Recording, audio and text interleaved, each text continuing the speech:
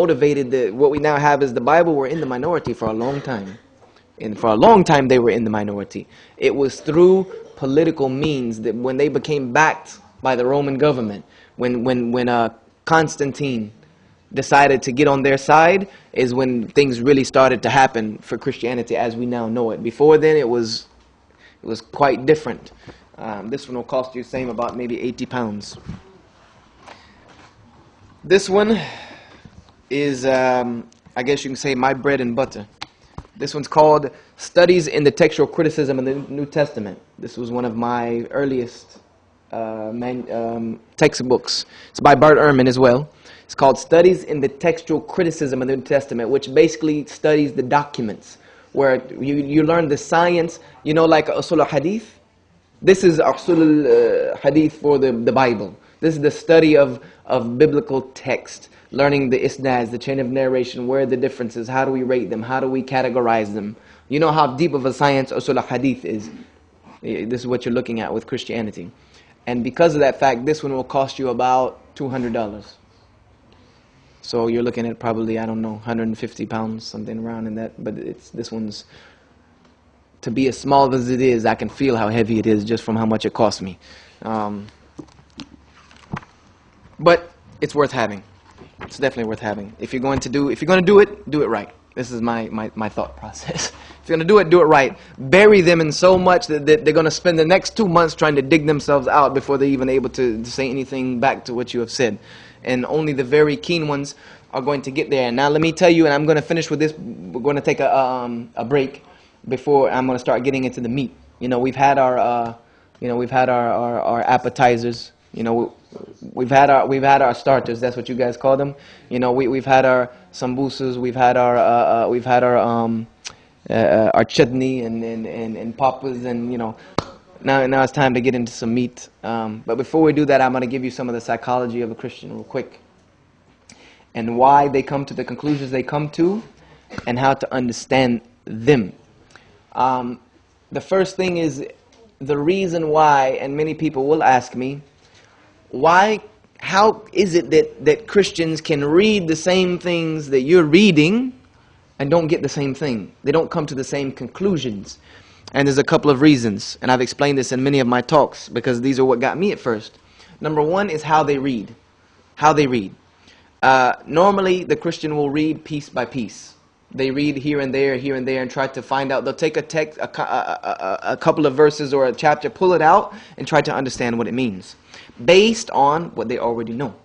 This is the beginnings of deviation, when we think we already know, and we try to get the books that we're reading to verify that. We look for evidences to verify what we think we already know. And as some scholars have stated, this is the beginning of your manifest deviation. When you think that by reading something you're going to only prove what you already know, you'll never learn. As the tale when Confucius said that you cannot pour water into a full glass. So they already have a full glass. So they read it devotionally. The other reason why they don't see it is because they have emotionally blinded themselves. And I'm going to explain this to you in a little bit, is that you can become so emotionally attached to something that you blind yourself to everything else. You can become so emotionally attached to something that you cannot see the blank evidence in your face that it's not good for you. For instance, layman's terminology, break it down to as they say, the nitty-gritty, to the bone. A man can fall in love with a woman illicitly. He can have illicit relations with a woman, or a man, or a woman with a man, and they can get. This is one of the reasons Allah subhanahu wa ta'ala has placed these barriers in the Quran, where He says, oh man, my mind is getting away from me. Do not approach. لا تقربوا زنا فإنه كان فاحشة وساء سبيلا. Don't even go near it. Why? Because there's this danger that when a man and a woman spend too much time with each other in the wrong way, they build an emotional attachment, and that emotional attachment can blind them to the realities of what they're doing. It can make them justify everything they're doing in their own eyes, and can even blind them to maybe the realities of the person in front of them. That's why Islam's system is so is so logical, so rational, and it works the right way. And most of the time when we know that Muslim divorce is on the rise, is because the beginnings of the relationship began wrong. Marriages that begin with the emotions usually end in divorce. Let me tell you this. This is just the way it is. When you build the foundation on the basis that Allah subhanahu wa ta'ala's pleasure is involved first and foremost, and then you build upon that principle, then the emotions that come are put there by Allah subhanahu wa ta'ala, and they're pure. The ones that you build illicitly are impure. They're from shaitan. So people can emotionally attach themselves to something and blind themselves, like a drug addict. A drug addict does drugs knowing that they harm them, knowing it's not good for them, but they have become so emotionally attached and dependent upon it that they don't care. Or they blind themselves to the fact, and they don't even let themselves see it anymore. So this is what I mean by becoming emotionally attached. And as a Muslim, we shouldn't do this either. We shouldn't become so emotionally attached to something that we blind ourselves to the realities and understandings of why. Because we should always be able to tell, even as a Muslim, even when it comes to our deen, this is not a good process. Because we should always be able to tell ourselves why. As a Muslim, we should always be able to justify ourselves why. If somebody comes and asks you, why do you pray? You should be able to say why and give evidence. Even if that's just evidence as the fact that God has commanded to do it in so and so verse and this and that and the other. Because the most ignorant thing we do is to say, because this is how we were raised. Allah subhanahu wa ta'ala rebukes that type of ideology in the Quran, that this was what the pagans gave to Muhammad sallallahu alaihi wasallam, that this is just what we found our fathers doing. We're not taught to be like that as Muslims. So we do not emotionally depend upon, our emotions follow up logic.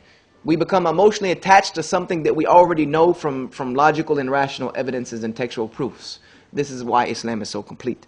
But this is why they can read these things and not see them. Does everybody understand where I'm coming from? And also, when you're dealing with Christians who are wise in how to deal with you, a lot of the things that will happen is that you will not get answers, you will get diversions. And what do I mean by diversions? Is, for instance, when I ask why there were all these contradictions in the Bible, I was told that we're not justified by knowledge, we're justified by faith, and it's our faith in our Lord Jesus Christ which leads us into justification. The justification is not come through the law, nor does it come through understanding. Quote me verse after verse after verse. But you see what I'm saying? I was trying to go down one road and I'm taking down another road. Or you ask one question and you'll get an answer to a totally different question. Or they'll rebuttal a question with a question. These are a lot of psychological tricks that are used to deal with the Muslim, is to divert and to shuffle in this and that way. But the best thing to do is try to keep the approach direct. Try to bring them back. Like, wait. This is not what, you know what I mean? This is what I have to do all the time. Wait, okay. I understand what you're saying, but this is not what we are talking about. I need the answer to this question. And I won't leave them until they give it to me. And when they can't give it to me, then that's okay. Let me give you another. Then I start diverting them. So we have to understand that this is the psychology of the Christian going forward, inshallah ta'ala. And now we're going to get into the meat. So I'm going to let you take your break, inshallah ta'ala. And then we'll get to a hefty serving here in a few moments. أقول هذا استغفر لي ولكم فاستغفروه إنه هو الغافر الرحيم وجزاكم الله خيرا. السلام عليكم.